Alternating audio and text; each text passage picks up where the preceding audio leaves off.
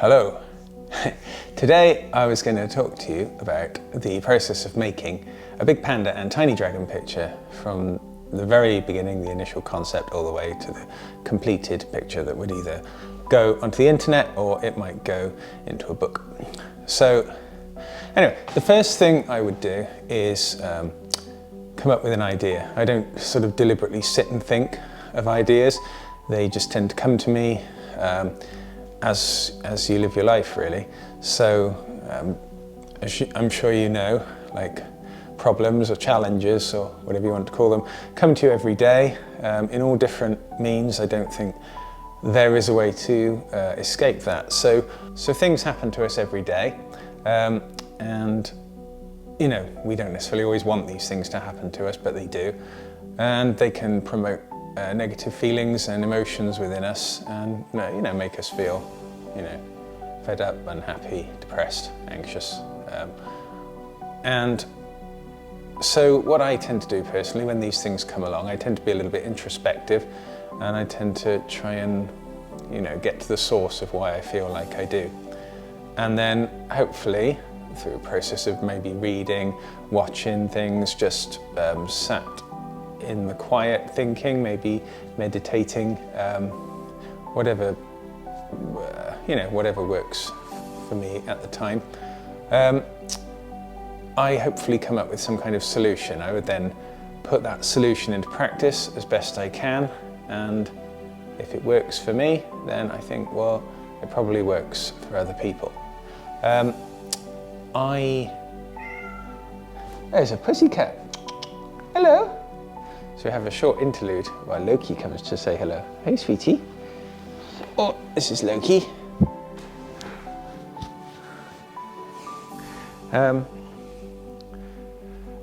So yeah, when I initially wrote drew the pictures, I sort of drew them for myself, really, just as a manifestation of things that I had practiced in the past that I knew worked for me, and I thought this is important information and it should be shared, because if it works for me, it might work for some others. Over time, with the release of the books, and I found that these things work for pretty much, well, not everybody, but a huge spectrum of people, and that we're all very, very similar, and we struggle with the same things on the whole.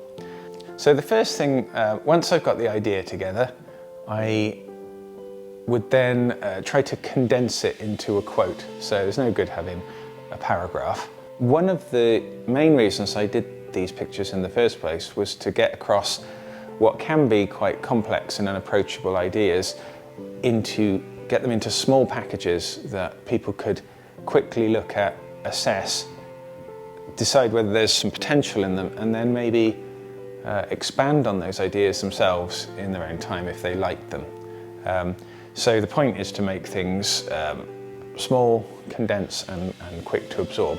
So I take my idea and I compress it until I feel I've got the essence of the idea in just a few lines, and then I would normally make that into a dialogue between two characters, typically Big Panda and Tiny Dragon. But sometimes other characters. Yeah, isn't that right, Loki? Yes. So the next thing I would do is come up with the idea for the picture. If we're talking about Big Panda and Tiny Dragon, they would tend to be walking through some kind of rural landscape, or maybe they stopped off at some kind of old building or something like that. So I would then look for some inspiration. I mean, I tend to base my ideas slightly in sort of East Asian themed landscapes. So looking around me where I live in South Wales is not always the most useful thing.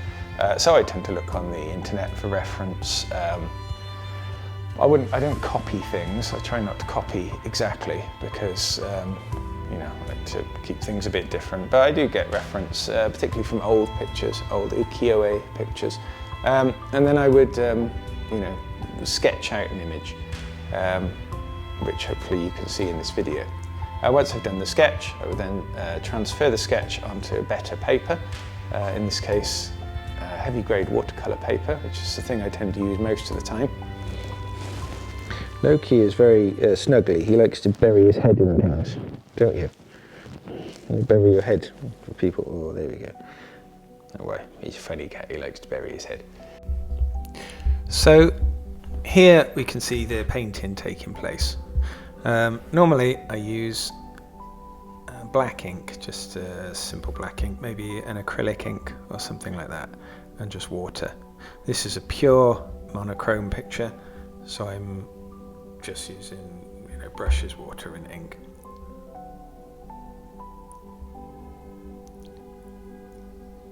I tend to work in quite a free manner. I like to allow the ink to sort of do what it wants to do and just play and explore and have fun. I always consider that nature has a part in the pictures. We're all creatures of nature, and I sort of believe that if I just take a brush and make stabbing sort of rough motions with it, it will create the feeling of leaves and undergrowth and foliage.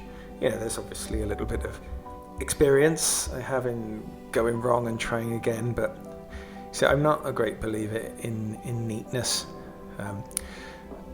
and I would rather get on with it and do it and have fun than I would spend forever trying to get this perfect picture, get everything exactly as it should be.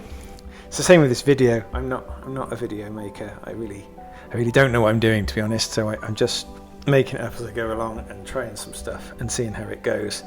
If I try to make a perfect video or a perfect picture, I just won't do it. I'll become a bit overwhelmed and I'll never even start. So I hope you'll be tolerant with my attempts. But yeah, I just sort of go for it, splash it about, trial and error. You can see I will quite happily admit that in this particular picture I'm not 100% pleased with the panda. His overall shape is not exactly as I would like it, but again, I'm not going to repaint the whole picture for that. I still am pleased with the final product, and I think it looks nice. It conveys what I want it to convey. And something my father used to say is that your skill needs to be adequate to express your idea. And I think I'm putting across what I want to you. I think you can tell what they are. They're a panda and a dragon sat outside an old building having a little chat.